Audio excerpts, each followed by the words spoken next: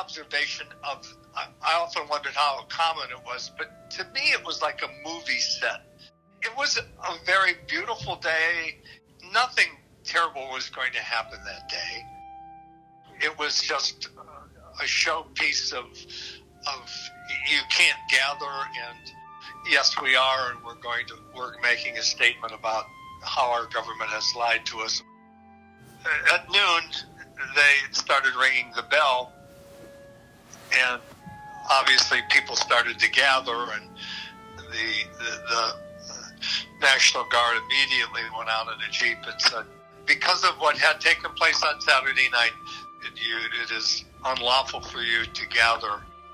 The military started to march towards them, and they would throw rocks back at them, and then canisters were brought out, tear gas, and were being thrown at the kids, and the kids would pick them up and throw them back. And if you know the site, the National Guard drove them down the Commons up towards Blanket Hill, which was right in front of Taylor Hall, which was the architecture and the journalism building on campus. And they drove the kids up the hill, which kind of split them up.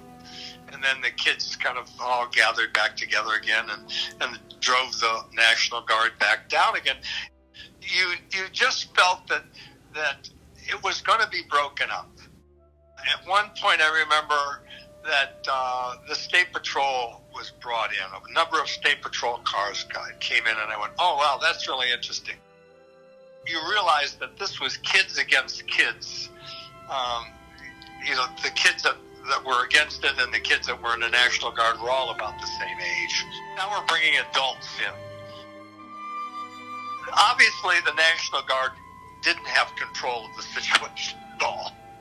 It was totally out of control. At that particular point, I had a 1 o'clock class, and my class was actually 200 feet away from the National Guard. And so I headed for my classroom, and as I came around the corner to open up the door, there was a National Guardsman there with a bayonet on his rifle, and he said, "Where are you going?" I always remember that. And I'm going, "I have class at 1 o'clock. He goes, "No class today. Get out of here." In that interim, this is like 20 after 12, they had marched these kids up and down the Blanket Hill a couple times. And now they had taken the kids all the way up the hill into the back of Taylor Hall. And now none of the people who were down on the Commons could see what was going on. In fact, most of us just thought it was over with. The people that were not on that side of the building were not aware of really what had transpired. Now, anybody that was on Taylor Hall, they were in shock. I mean, the people that saw what they saw, because the National Guard was shooting anybody. The shooting was random to anybody who was in that field. Then ambulances and cars started going up the hill, and you knew something happened. The phones were out, because I tried to pick up the phone to call, and there was no dial tone. I mean, everything was down, and there was no communication. This is pre-internet, pre-phones, nobody had cell phones or anything like that.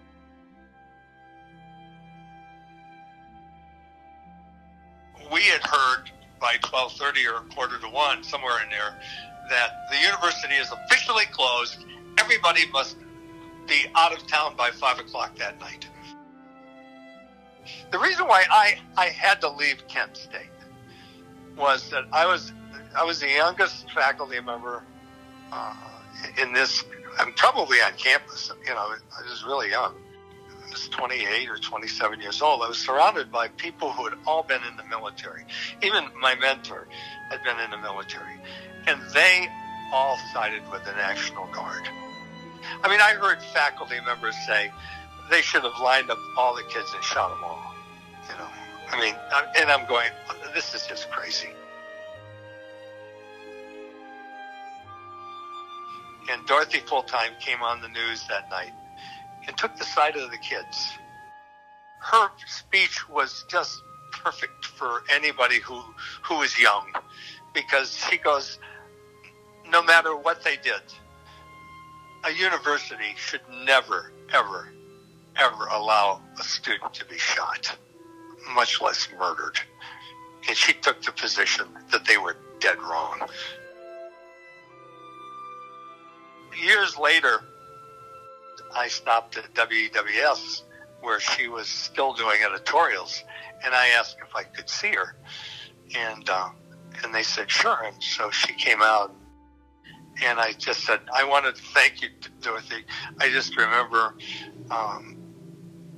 that you were the only person that had a voice that took the side of the kids that were on that campus. She goes, you know, in the history of television, I doubt if there's ever been a time like Kent State. The kids had burned a building down. The kids had formed, you know, a group and gathered, and they were told not to. It was a slow burn, and then all of a sudden. It's a classic story that nobody has ever put a period at the end of the story.